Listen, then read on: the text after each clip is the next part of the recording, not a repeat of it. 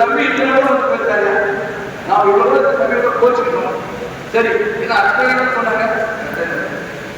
அப்படி ரெட்டையில போடக்கூடிய அந்த ஓட்டு எங்களுக்கு கட்சி தலைமைக்காக கட்சிக்காக உங்க உழைப்புக்காக நீங்க கூட சொன்னீங்க, அதுக்காக அது 10% ஓட்டு கொடுத்து வச்சுக்க, மொத்த ஓட்டு 10% ஓட்டு கொடுத்து வச்சுக்க. இன்னைக்கு 3,10,000 1,10,10,000 ஓட்டு கேட்டா நம்ம ஜெயிச்சிருக்கோம். 10 லட்சம் ஓட்டுனா 10% தான், அது 10,000. அந்த 10,000 நம்ம ஜெயிக்கிறோம். அந்த 10,000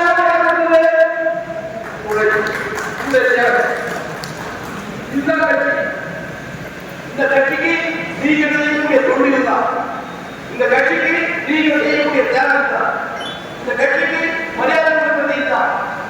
இந்த கட்சி ஒரு பெரிய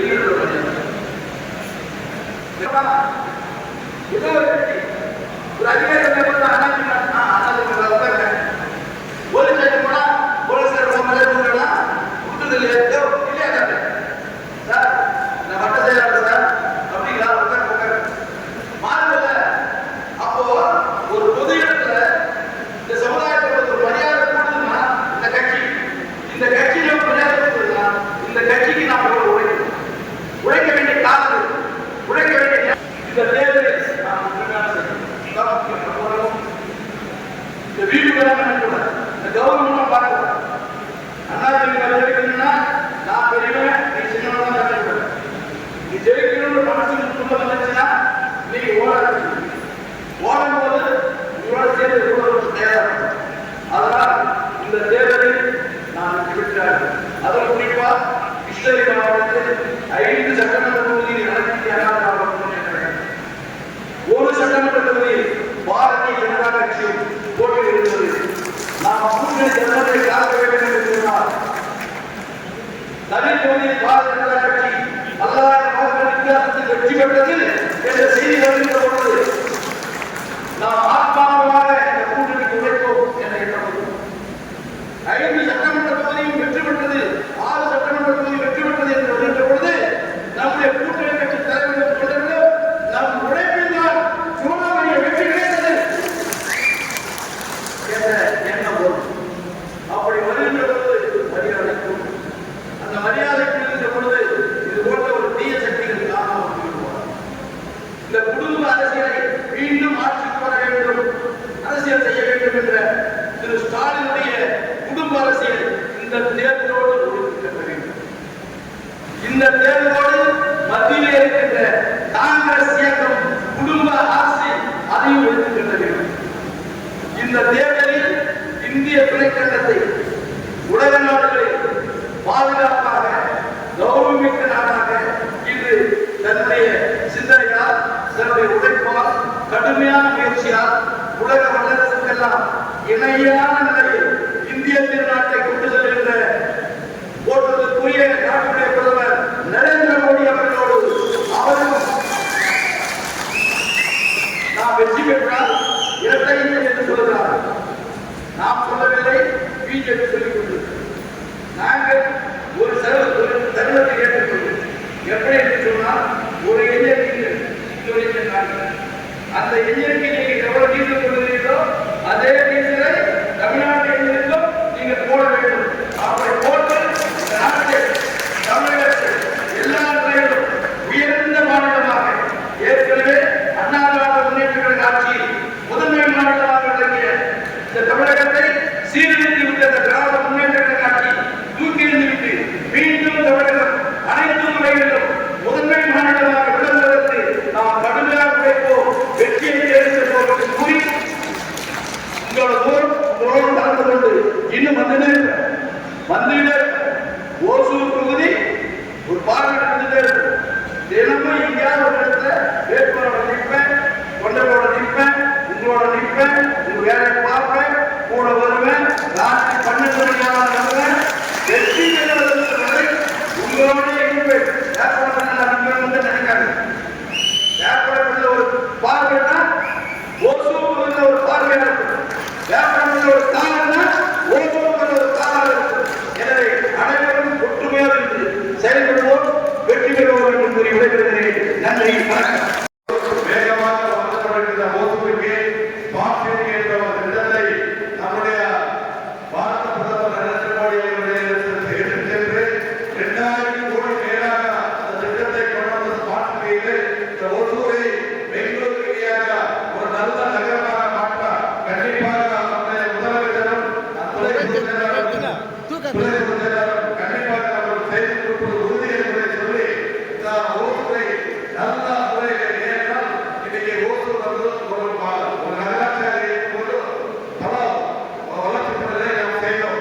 இதெல்லாம் பார்த்துருக்க மண்சாலை அனைத்து மண்சாலைகள் இருந்து மண்சாலைகளை தாசாலைகள் அமைத்து இன்னைக்கு நிறைய பூங்காக்களை அமைத்து அதே மாதிரி இந்த ஓசூர் நாட்டின் போக்குவரத்து நெரிசலை கட்டுப்படுத்துவதற்காக 18 கிலோமீட்டர் ரோடு போட்டதுக்காக 120 கோடி பணம் ஒதுக்கி அந்த பண்டை சரியாக விநியோகப்படுத்தாம தாமதப்படுத்தி இன்னைக்கு ஓசூர்ல மக்கள் நிறைய அவசரப்பட்டு அது மட்டும் இல்ல ஓசூர்ல ராமநாதி தேர்தல் 20 கோடி மதிப்பில் ஒரு பூங்கா பொதுமக்களுக்கு பங்கு போவதற்காக ஒரு நல்ல இது செய்ய வேண்டும் என்ற அந்த வகையில் நம்ம ஆட்சியாளர்கள் கொடுத்தோம். அதையும் சரியாக செய்யாமல் தாமதப்பட்டுக் கொண்டிருக்கிறாங்க. இப்படி எந்த வேலையை ஓசூர்ல செய்ய அதே மாதிரி எல்லாருக்கும் தண்ணீர் வசதி சரியாக கொடுக்க வேண்டும் என்ற வகையில் 13 வாட்டர் டேங்க்ஸ் திருத்தணிகளை கட்டி புதிதாக பயிர்கள் கொடுத்தோம். அதில் சரியாக வேலை செய்ய அதுவும் தாமதப்படுத்தி மக்களுக்கு சரியாக விநியோகப்படுத்த கொடுக்கவில்லை. இந்த மாதிரி நிறைய விஷயங்கள் இந்த ஓசூர் எதுவுமே செய்யல. நாம ஏற்கனவே முனிசிபாலிட்டி இருக்கும்போது கார்பரேஷன் கொண்டு வந்தது இந்த ஓசூர் பக்கத்தில் அதிகமாக மக்கள் இருக்கிறாங்க. இங்க அதிகமாக மக்கள் வசிக்கிறாங்க. இவங்களுக்கு தேவையான வளர்ச்சி பணிகள் செய்ய வேண்டும் என்ற வகையில் ஏற்கனவே முனிசிபாலிட்டி இருக்கும்போது இந்த மாநகராட்சி இணையாக ஒரு புதுதாக ஒரு பில்டிங்கை அண்ணன் கேபி முத்தாரன் அவர் உதாரணத்துறை அமைச்சராக இருக்கும்போது அந்த பில்டிங்கை கட்டி கொடுத்தோம். அதே மாதிரி அண்ணன் சொன்ன மாதிரி இந்த ஓசூர் பக்கத்தில் தண்ணீர் பண்டை இல்லாமல் இருக்கிறதுக்காக 2 கோடி லிட்டர் தண்ணியை கேட்டவுடனே கொடுத்தது நம்முடைய அண்ணன் கேபி அவர்கள்.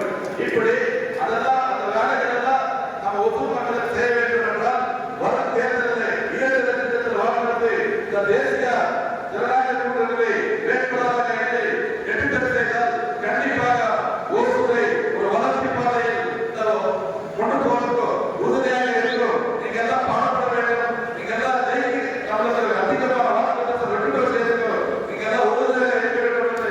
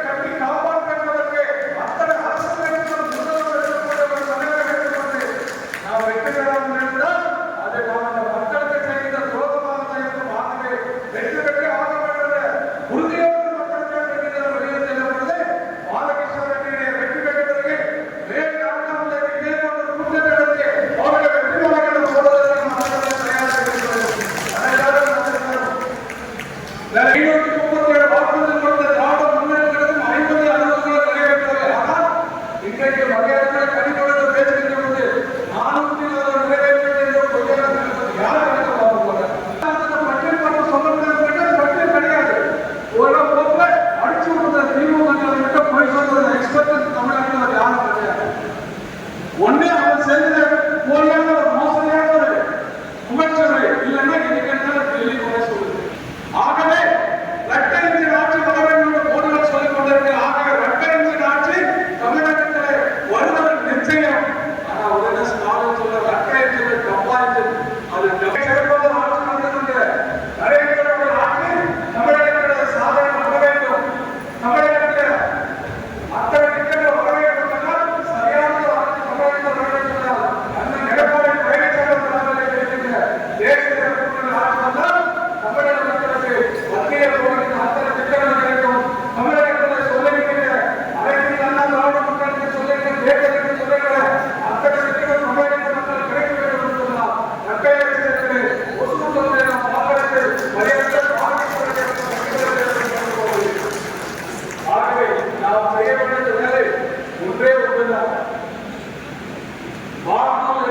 கவலைப்பட வேண்டாம். சூழல்கள் என்னாச்சு கவலைப்பட வேண்டாம். கிருஷ்ணங்கள் என்னாச்சு ஏன் கூட்டம்